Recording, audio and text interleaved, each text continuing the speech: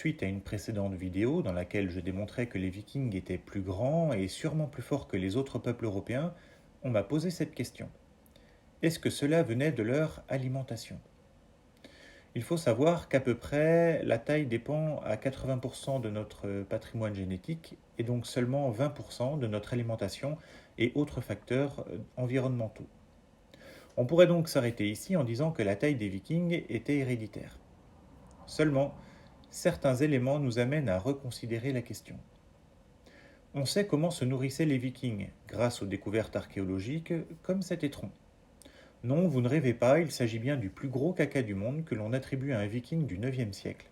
20 cm de long et 5 de large, qui nous apprennent ce que les Vikings mangeaient, et donc ils mangeaient beaucoup de viande et de poisson. Alors que les autres peuples européens donnaient une grande importance à l'agriculture, les Vikings, sans doute à cause du climat, basaient plus leur alimentation sur l'élevage, la chasse et la pêche. Les animaux d'élevage étaient le porc, facile à élever, le mouton, les chèvres, les vaches, dont ils utilisaient le lait pour faire du fromage et du beurre, les poulets et les oies, ce qui n'empêchait pas les Vikings de chasser pour manger du lapin et de l'élan. Leur régime alimentaire surprotéiné leur permettait donc de développer ces carrures d'athlètes que l'on connaît aujourd'hui. Cela ne signifie pas que les Vikings ne mangeaient ni fruits ni légumes. Seulement, le long hiver scandinave ne permettait aucune culture.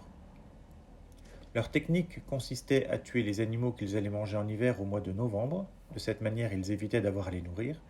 Les animaux tués étaient séchés, conservés, puis cuisinés avec des légumes pour obtenir un ragoût, sorte de soupe épaisse très nourrissante. Comment sait-on que l'alimentation des Vikings avait une grande influence sur leur taille et leur force ? Avec le temps, les peuples vikings se sont insérés dans les autres peuples européens et ils en sont venus à adopter leur mode de vie, comme l'agriculture et l'alimentation.